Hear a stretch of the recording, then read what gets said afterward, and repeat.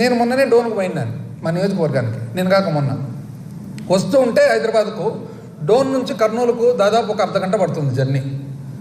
మా బంధువు, సమీప బంధువు ఉన్నాడనమాట, అంటే నా కొడుకు వరుస అవుతాడు. నేను వేరే వాళ్ళు అడిగి ఏంది సబ్జెక్ట్ అసెంబ్లీలో జరిగిందంటే నేను వాళ్ళకి చెప్తూ ఉంటే బుక్ చూసి చెప్పి ఇదంతా డబుల్ ఎంట్రీలు అంటుంటే కర్నూలు చేరేటప్పటికి అర్ధగంట లోపల ఆ పిల్లోడు ఏమన్నాడు తెలుసునండి, చిన్న ఇది ఎట్లుంది తెలుసునా అన్నాడు. ఎట్లా అంటే, ఒక భర్త భార్యకు ఇంటి ఖర్చులకు 25,000 ఇచ్చి కొడుకుకు పాకెట్ మనీ కింద దాంట్లో 5,000 ఇవ్వమని చెప్పి తీరా ఇంటికి పోయినాక నీకు 30 కదా ఇచ్చినది అంటే, భార్య ఉండి 30 కాదండి 25 అంటే 25 నీకు 5 కొడుకు కదా ఇచ్చినది అని. అంటే ఒక పిల్లోనికి అర్ధగంట జర్నీ కారులో కూర్చొని నేను మాట్లాడిన అకౌంట్స్ అన్ని కలిపి అంత శుభ్రంగా అర్ధగంటలో అర్థం చేసుకుంటే మీకు అర్థం కాదండి ఇది? ఎవరికి అర్థం కాదా? మీకు అర్థం కాదు, మాజీ ఆర్థిక శాఖ మంత్రికి అర్థం కాదు, 5 ఏళ్ళు చేసినాడు, ప్రజెంట్ ఆర్థిక శాఖ మంత్రికి అర్థం కాదు. ఎంత అన్యాయంగా అండి ఇది. ఇది కాక నెక్స్ట్ ఏమంటారండి, కాక్కు కూడా లెక్కలు ఇవ్వలేదంట. కాక్కు ఇవ్వలేదంటే లెక్కలు, కాకు లెక్కలు ఇవ్వకుంటే కాకు రిపోర్ట్లు ఎట్లా వచ్చినాయండి? ఇవి కాకు రిపోర్ట్లు మీరు ఎట్లా టేబుల్ చేసినారు? మేము లెక్కలు ఇవ్వకుంటే మీరు ఎట్లా టేబుల్ చేస్తారు? అంటే కాకు లెక్కలు ఇవ్వాలన్నా తీసుకుంటారు వాళ్ళు. మనం వాళ్ళే ఆడిట్ చేసేది వాళ్ళే, అకౌంట్ చేసేది వాళ్ళే. వాళ్ళకి మనం ఇచ్చేది ఏముంటుంది, వాళ్ళ చేతుల్లో ఉంటుంది. మనకేమైనా డౌట్లు ఉంటే వాళ్ళని అడిగి ఇప్పించుకుంటాం. విద్యుత్ రంగంలో 1,29,000 కోట్ల నష్టం అంట. నష్టం నిజమనండి అది?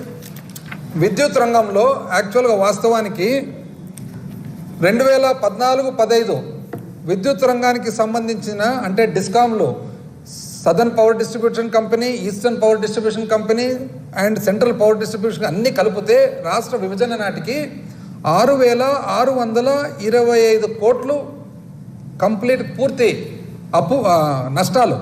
అట్లాంటిది 2018-19 వచ్చేటప్పటికి 28,715 కోట్లు. అంటే 6,625 కోట్ల నుంచి మీరు 28,715 కోట్లకు నష్టాన్ని పెంచినారు. 2022-23 నాటికి, ఎందుకంటే అకౌంట్స్ అక్కడి వరకు వచ్చినాయి కాబట్టి, కంపెనీస్ కాబట్టి 29,110 కోట్లు. అంటే మీరు నికరంగా మీ 5 ఏళ్ల పాలనలో విద్యుత్ సరఫరా సంస్థల నష్టాలు 22,089 కోట్లు మీరు పెంచితే, మేము కేవలం 395 కోట్లు మాత్రమే మా టైంలో జరిగింది. అంటే మీ టైంలో టోటల్ 5 సంవత్సరాలు విద్యుత్ సరఫరా నష్టాలు 22,089 కోట్లు అయితే మా సమయంలో 395 కోట్లు. మీరు 34% పెంచితే మాది కేవలం 0.3% మాత్రమే.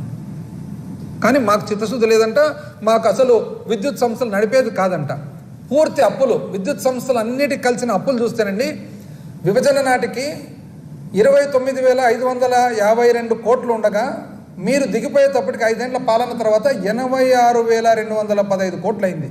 మేము దిగిపోయేటప్పటికి 1,22,518 కోట్లు. అంటే మీ 5 ఏళ్ల పాలనలో ఏవైతే అప్పులు విద్యుత్ సంస్థల అన్నిటికీ కంబైన్డ్గా జెన్కోలు, ట్రాన్స్కోలు అన్నిటి కలిపిన అప్పులు చూస్తే 56,664 కోట్లు మీ 5 ఏళ్లలో అప్పులు పెరిగితే మా సమయంలో 36,603 కోట్లు అండి.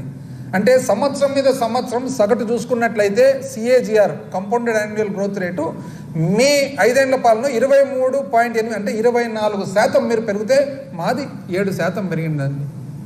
అయినా కూడా ఇదే విధంగా చెప్తారు మీరు. ట్రూ అప్ ఛార్జీలు అండి, ట్రూ అప్ ఛార్జీలు అని చెప్పేసి 2014-19 మీరు ఇప్పుడు ఇంతకుముందు చెప్పినట్లుగా 6,625 కోట్ల నుంచి 28,717 కోట్లకు పెరిగినప్పుడు 22,089 కోట్లు నష్టాల్లోకి వచ్చింది. APERC ఎలక్ట్రిసిటీ రెగ్యులేటరీ కమిషన్ ఏం చేస్తారు, వాళ్ళు దీన్ని ట్రూ అప్ కింద మళ్ళా వినియోగదారులకు యాడ్ చేస్తారు. యాడ్ చేస్తే మీరు చేయలే. ఎందుకు చేయలే? మేము చేయము, మేము పెంచము అన్నారు. మీరు చేయకున్నందువలన మేము చేయాల్సి వచ్చింది సంస్థలు నడిచేదానికి. అక్కడికి కూడా మేము కేవలము 2,300 కోట్లు మాత్రమే వినియోగదారుల మీద వేయడం జరిగింది. మీరు అల్లరి చేస్తారు. ఎట్లా మీరు కానీ, జనసేన పార్టీ కానీ, కూటమి కానీ ఎట్లా చేస్తారు? అసలు ట్రూ అప్ అంటే ఏమి? FPCC అనేది కొత్త పదం మీరు తెచ్చినారు. ఇప్పుడు మీరు చేస్తుండేదండి.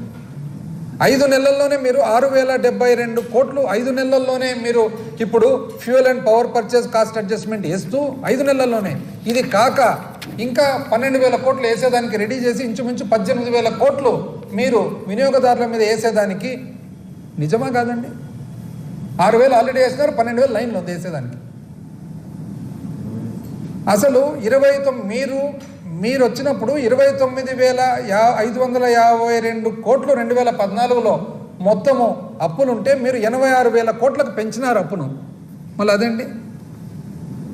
ఎంత అన్యాయంగా చెప్తారు. గవర్నమెంట్ డిమాండ్ చూసినట్లయితే అండి 2014-15 నుంచి 18, ఎందుకంటే ప్రభుత్వం కూడా వాడతారు ఏది, లిఫ్ట్ ఇరిగేషన్ స్కీమ్స్కు, మున్సిపాలిటీలకు, పంచాయతీలకు, దీనికి 31,800 కోట్లు గవర్నమెంట్ కట్టవలసినది ఉండగా మీరు ఎంత కట్టినారండి? 20,165 కోట్లు, అంటే 11,634 కోట్లు బకాయిలు పెట్టినారు. మేము 2023 డిసెంబర్ వరకు లెక్కేసినట్లయితే మా దగ్గర అకౌంట్స్ ఉన్నంత వరకు 68,000 కోట్లు కట్టాల్సినది ఉంటే 62,000 కోట్లు కట్టినామండి. మీరు 11,634 కోట్లు పెండింగ్ పెడితే మా సమయంలో 5,800 కోట్లు పెండింగ్ ఉంది. మా అంటే డబుల్ మీరు పెండింగ్ పెట్టినారు.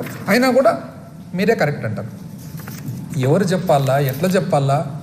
మూలధన వ్యయం 0 అంట, అంటే క్యాపిటల్ ఎక్స్పెండిచర్ 0 అంట. ఇది ఎవరండి ఇది ఇచ్చిండేది? మీరే కదా. మొన్న ప్రజెంట్ చేసినారు బడ్జెట్లో. మొన్న మూలధన వ్యయం 0. 0 మీరు ఇచ్చిన బుక్లో చూద్దాం ఎంత ఉందో. ఎక్స్పెండిచర్ డ్యూరింగ్ 23-24 లాస్ట్ పేజీ అండి. 23,330 కోట్లు, 23,330 కోట్లు మూలధన వ్యయం జరిగింది. మీరేమో సింపుల్గా 0 అని అంటేది. ఇది అసెంబ్లీ అండి, యూఆర్ ఆన్ రికార్డ్ మీద ఎట్లా చెప్తారు? ఇంకోటి పర్ క్యాపిటల్ ఇన్కమ్ తగ్గిపోయిందంట, ఎక్కడ అన్నాడు అది కూడా. ప్రజల ఆదాయం తగ్గిందంట. 2018-19 అండి. ఇది ఎక్కడి నుంచి వచ్చింది? Ministry of statistics and programme implementation, government of India, MOSPI ప్రకారము 2018-19లో ఆంధ్రప్రదేశ్ రాష్ట్రంలో పర్ క్యాపిటల్ ఇన్కమ్ ఒక్కొక్క వ్యక్తికి సంబంధించిన ఆదాయం ఏదైతే ఉందో 1,54,031 రూపాయలు ఆంధ్ర రాష్ట్రానికి 18వ స్థానంలో ఉన్నామండి. 18వ స్థానంలో.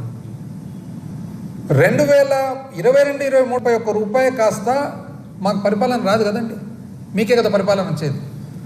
2,19,881 రూపాయలకు పెరిగి మనం 15వ స్థానానికి పెరిగినాం.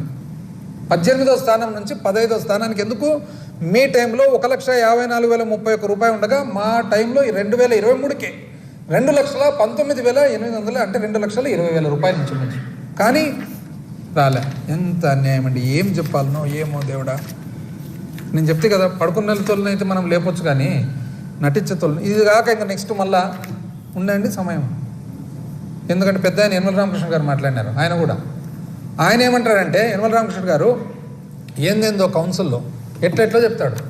ఆయన మళ్ళీ ఎంత అనుభవం ఉంది ఆయనకు. ఏమంటాడు తెలిసిన? 14 లక్షల కోట్లు అప్పు ఉందంట ఇప్పుడు కూడా. మళ్ళా మరి ముఖ్యమంత్రి చెప్తున్నాడు 9,74,000 కోట్లని, నువ్వు ఈ పక్క హౌస్లో కూర్చొని 14 లక్షల కోట్లని మీరు చెప్తారు. ఏందండి ఇది? నాకు అర్థంగా. ఏదో ఒక్కటి కూర్చొని ఒక మీటింగ్ పెట్టుకొని డిసైడ్ చేసుకోండి ఏదో ఒకటి. ఎందుకు ఇక్కడ ప్రజలంతా సతాయిస్తారు ఊరికే? ఎందుకు తెలిసిన? రామకృష్ణ గారు లెక్క ఈయనది ఇంకా విచిత్రమైన లెక్క. ఏమంటాడు తెలిసిన? ఈయన వాల్యూమ్ 5లో మీరు చూడండి. వాల్యూమ్ 5 ఇప్పుడే చూపిస్తుంది కదా ఎంత వస్తుంది వాల్యూమ్ 5లో. ఆయన చెప్పే ప్రకారం వాల్యూమ్ 5 చూడండి. వాల్యూమ్ 5లో 14 లక్షల కోట్లు ఎక్కడ లేదండి. వాల్యూమ్ 5లో ఉండేది 1,54,000 కోట్లే ఉండేది. ఇది కాక ఏమంటాడు తెలిసిన? నేను ఎక్కడో మాట్లాడేటప్పుడు నేను ఎక్కడో చూసినట్లుంది 2,23,000 కోట్లు ఆఫ్ బడ్జెట్ బారోయింగ్స్. ఎక్కడ చూడలేదండి, ఎక్కడ మీరు చూసినదంటే ఇదే సేమ్ కాగ్ రిపోర్ట్లో ఏమనుందండి? పరిమితి ప్రకారం గ్యారంటీలు, పేజ్ నెంబర్ 20. గ్యారంటీల ప్రకారము రాష్ట్ర ప్రభుత్వము పరిమితి చేయగలిగినది 2,23,004 కోట్లు అయితే చేసినది మాత్రం 1,54,500. ఎక్కడో చూసినట్లుంది అంటాడు.